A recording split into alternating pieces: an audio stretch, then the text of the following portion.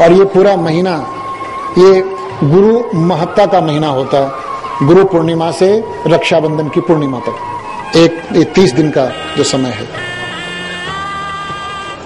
तो महापुरुषों ने स्पष्ट कहा, वो पूजा नहीं है जिसका अनुभव नहीं है। अगर मन पर, बुद्धि पर और शरीर पर प्रभाव नहीं पड़ रहा है, वो पूजा नहीं है। पूजा का महत्व ही यह है जिसका मन और बुद्धि और शरीर पर प्रभाव पड़े और स्पष्ट प्रभाव पड़े, हमको एहसास हो कि हाँ प्रभाव पड़ रहा है। हमारे मिलने वाले, हमारे मित्रों को एहसास हो कि प्रभाव पड़ रहा है। हमारे मिलने वाले, हमारे जानने वाले, हमारे मित्रों को एहसास होना चाहिए, वो कहें प्रभाव पड़ रहा है बुद्धि पर, मन पर और 3 चीजें, बुद्धि, मन और शरीर।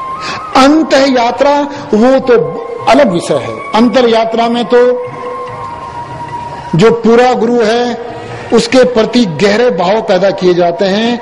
तू स्वामी है, मैं दास हूं। तू स्वामी है, मैं दास हूं। अंत यात्रा के लिए अंदर की ओर धुनकारे, अंदर की ओर रौनक, अंदर का ओर रस, अंदर के लोक लोकांतर, वो अनंत कोटि ब्रह्मांड, जब पूरे गुरु के प्रति हमारे अंदर परम प्रेम पैदा होना शुरू हो जाता है। एक उदाहरण हमने दिया था, जैसे कोई काम करके आ रहा है खेती का या व्यापार में या नौकरी करके घर आ रहा है, उसका बच्चा 2 साल का बच्चा थक के आ रहा है, वो पुरुष, वो मनुष्य थक के आ रहा है अपने काम से, और उसका 2 साल का या 1 साल का बच्चा, 2 साल का बच्चा उसके सामने आ जाए तो क्या होता है?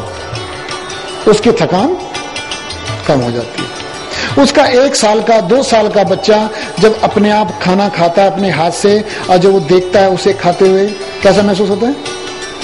समझ रहे हो हमारी बात? ध्यान देना, हम उदाहरण दे रहे हैं।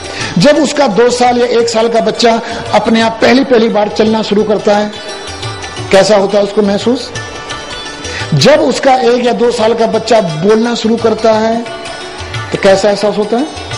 इसी तरह हूबहू इसी तरह एहसास पूरे गुरु के प्रति पैदा हो। जब पूरे गुरु को बोलते हुए सुने तो उसके अंदर वही एहसास होना चाहिए जैसे छोटे बच्चे को देखकर उसके अंदर एहसास हुआ। जब पूरा गुरु भोजन करता है तब उसके अंदर ऐसा एहसास होना चाहिए जब वो छोटे बच्चे को अपने संसारिक तौर पर हम कहेंगे अपने बच्चे को पहली बार खाना खाते हुए देखता है। पूरे गुरु के प्रति वही भाव पैदा होना चाहिए चलते हुए, जब चलते हैं जैसे वो अपने छोटे बच्चे को चलते हुए देखता है। इसे कहते हैं परम प्रेम। नारद सूत्र में कहा परम प्रेम रूपा भक्ति है। जब प्रेम की ये सीमा पहुंच जाती है उसको भक्ति कहते हैं, उसे भक्ति कही जाती है। लेकिन अंदर की पूजा का प्रथम प्रभाव मन पर, बुद्धि पर और शरीर पर, इन 3 प्रभाव को देखो। अगर हमारे पीछे भी आंख बंद करके लगोगे कुछ परिवर्तन होने वाला नहीं है। चाहते हैं हम पहले अपने घर में परिवर्तन करें। घर का मतलब हिंदुस्तान, भारत को हम अपना घर मानते हैं, देश नहीं। देश हमारा विश्व है, हमारे देश का नाम विश्व है।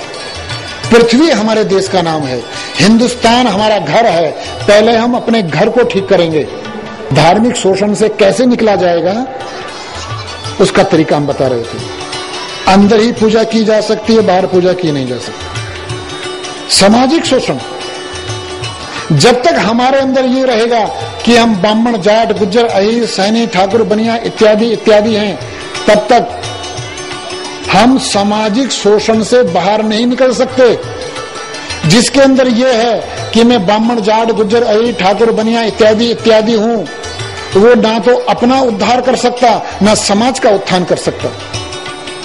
इसलिए महापुरुषों ने कहा भक्ति करे कोई सूरमा, जाति वर्ण कुल खोए।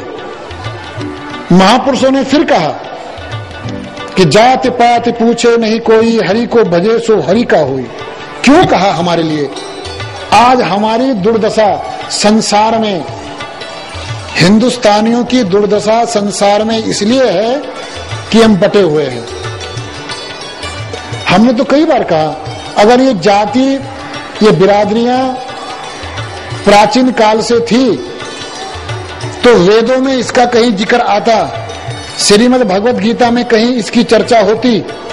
कहीं चर्चा नहीं है। चाणक्य के समय तक हमारे यहां बिरादरी नहीं थी।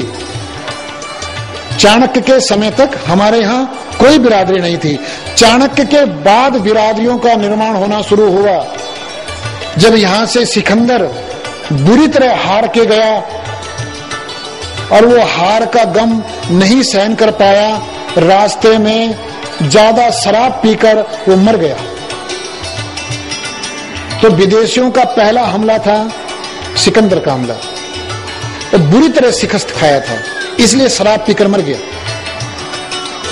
उसके बाद विदेशियों ने सोचा कैसे इस हिंद की इतनी उपजाऊ भूमि, संसार की सबसे उपजाऊ भूमि है इस देश की, इस पे कब्जा किया जाए। का इन हिंदुस्तानियों को आमने सामने के मुकाबले में नहीं जीता जा सकता। ये विदेशियों के दिमाग में बैठ गया था कि आमने सामने के मुकाबले में इनको नहीं जीता जा सकता, इनको बिरादरियों में बांटो। हम में से किसी ग्रुप को कह दिया ब्राह्मण, किसी को जाट, किसी गुज्जर, अहिर, ठाकुर, बनिया इत्यादि इत्यादि में बांट दिए हम। आज ये हालत है हमारी। हम कई सौ साल की गुलामी के बाद भी आज भी हमारा शोषण है, सामाजिक शोषण है।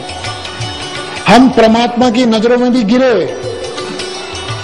हम समाज की नजरों में भी गिरे।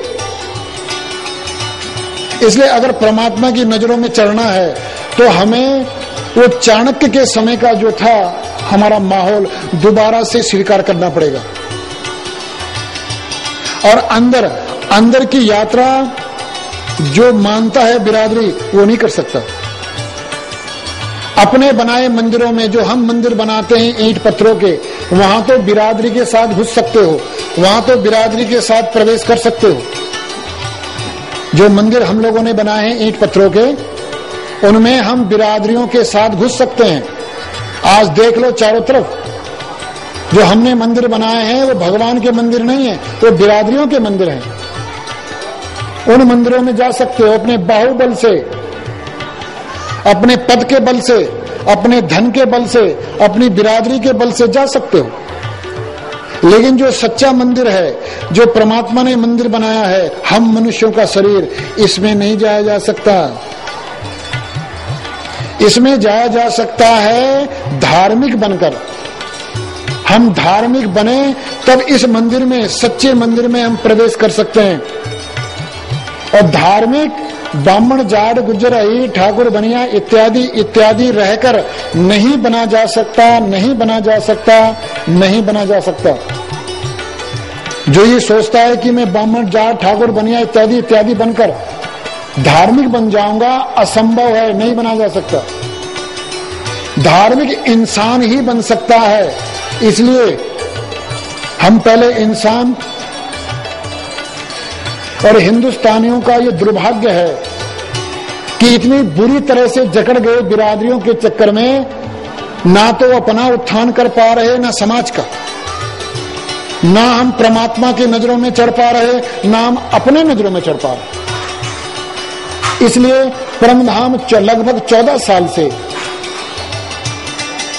इस क्रांति में लगा हुआ है पूरे भारत भूमि में कि हम बिरादरी रहित होकर एक हो जाएं।